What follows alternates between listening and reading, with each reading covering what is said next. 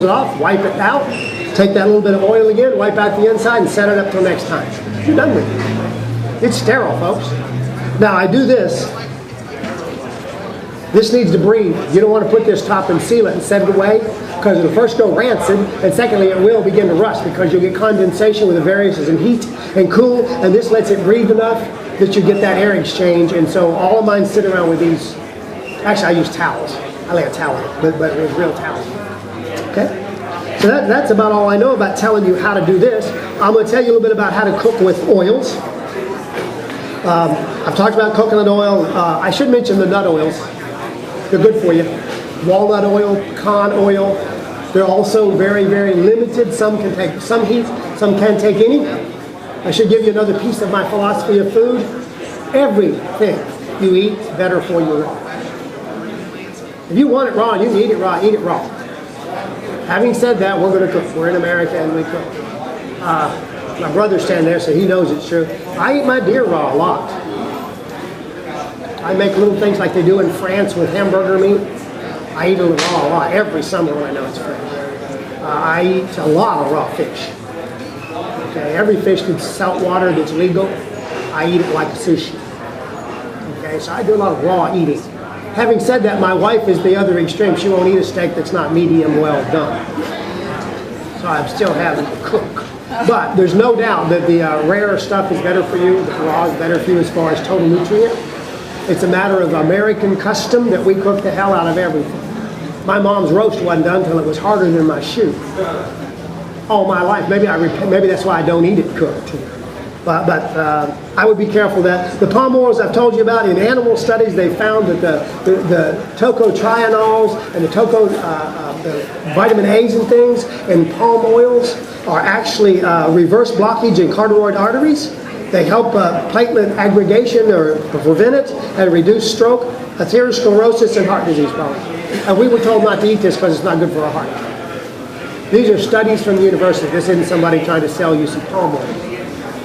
So we kind of go the other direction from what they said. Any oil you've got, I did not bring my beer, but I did drink it. Dark containers, please, for your oils, all of them. Light is bad for any oil, especially olive oil. Heat is bad. Keep it where as cool as you can. Folks, there's nothing wrong with freezing your olive oil, except it's hard to use. It doesn't hurt the quality of the olive oil. So if you really live like I do, I should tell you, I cook outside virtually all the time. I have a full outdoor kitchen. I mean, stove, everything, oven, and I mostly cook outside. But my stuff sits outside. So what I do is get a little bit at a time, and I use it, and we keep the rest inside in a tin. We get it in the gallon tins containers, and I just take a little bit, and so that way it doesn't go rancid. So dark containers, no light if you can help it, cool if you can help it, no oxygen. Don't leave them open. Oxidizing out, I mean, come on. It's going to oxidize.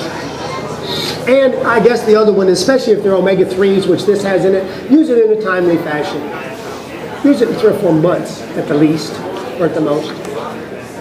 Olive oil, palm oil, coconut oils, believe it or not, are exceptions.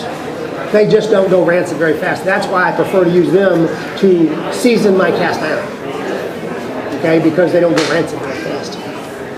See if I miss anything else before we turn on the stove.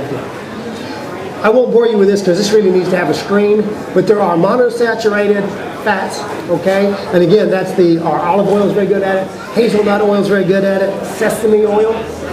And what I basically say is not very much heat. Moderate heat oils if they're monosaturated. 300 degrees, okay? Let me go back and tell you some you shouldn't heat, believe it or not. Flax oil, which is really what canola is made from, but it's before they do all the chemistry. Y'all know canola is made with all kinds of chemistry. You don't believe what they do to make canola. You need to read it sometime. I don't eat canola. If I ate canola, I would get this pure canola, which you can get. Shouldn't heat it because it's got a very, very low temp point. Hemp oil, which we don't buy much here. It's getting to be legal though. They're going to grow hemp this year in Nevada or somewhere. 160 acres or something, the government's screaming that the states allow them to do it. And walnut oils, I go both ways. It says here not to heat walnuts, but walnut oil at medium heat is a very good cooking. Sorry I'm blowing you. Low heat oils, we'll just go through these. And this, you're going to disagree with me at first. Peanut oil, They say you go up on it. You can if it's refined, but then it's not very good for you. Real pure peanut oil should only go to a very, very low heat, a couple hundred degrees. Okay. The only high heat oils that I prefer, for health now, not for me to prefer, coconut oil, palm oil, butter. Real God-made butter from a grass-fed cow. Not this crap you buy at the market. That's not butter, even if it says butter. That cow was Frankenfarmed. It was raised on grain. It's not good for you.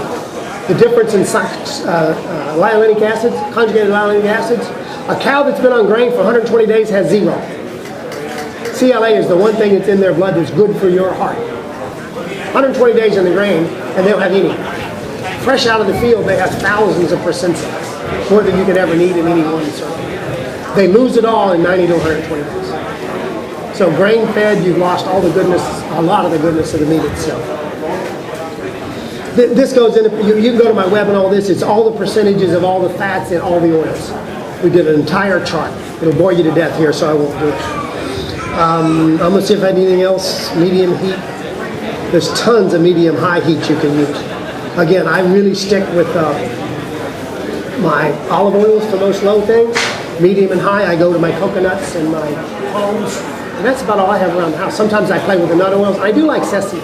Sesame is a great oil for like making Thai foods and things like that. Is there any questions about this before we at least do 2 seconds of cooking? You say grass-fed, is hay? Say again, sir? Hay. He's asking if grass-fed is hay. And yes, directly, there's a number. Let's pretend you lived in Wyoming. They got to hay their animals in the winter. Now the secret is it good hay? Is it organic hay? If you really want to be organic, if it's not organic, for goodness sakes, has it had picloram on it? Has that dicamba on it? Has it had 2,4-D on it? You know what 2,4-D is? It's 1/3 of Agent Orange. It was one of the 3 things that made Agent Orange. And what happened to us, and you're going to get me on the bad bandwagon here, they came out with genetically modified corn and soybeans and everything so they could spray less herbicide on it. They made them Roundup ready, glyphosate ready, so that they tell us they're going to put less poison on our plants so we can eat them. You know what they're doing now? They're putting 42% more herbicide than they've ever put on. And we've got so many Roundup ready weeds that have already evolved that the Roundup doesn't kill, that they've had to go back to 2,4-D, which is 100 times more dangerous than the glyphosate. So now they're selling this GM product to save us, and they're making us spend more money than ever on the poison, and we're eating it.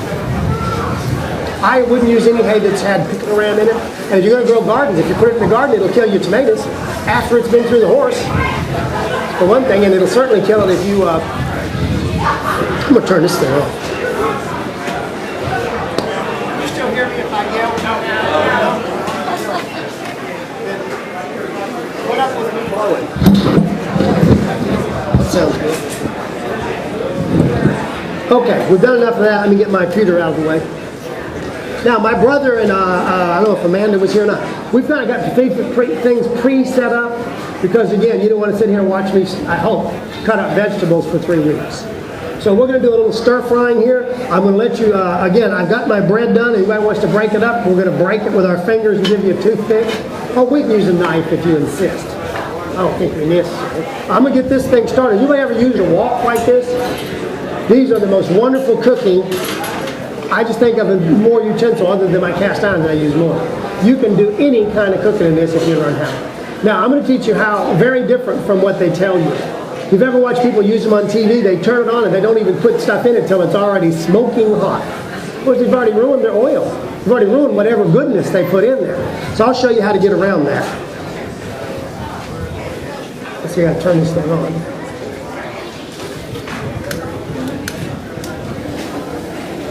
Now this is 30,000 BTU. You can melt iron with this thing if you want. I'll only leave it up for a second. Where's my magic elixir? My water. The water drip. Here it is. I got it. Here's the difference, folks. When you're going to do vegetables or meat or anything in a wok and you want to make it healthy for you, you don't start with the grease. What you're going to do is you're going to throw this in and get this water really hot, and you can get everything in there you want and get it sort of semi-cooked. Then you're going to cut this thing down and put your oil in there for flavor or whatever seasonings you want. Take it down low and let it saturate in there. Turn it off and eat it. That's all there is to it. And you're not going to get that steamed, nasty oil that you've turned from. Y'all know what happens when you overeat oil? It turns into trans fats. That's all it does. It turns into fats your body don't recognize, and that's why we have trouble with it. Dr. Fallon tells us that a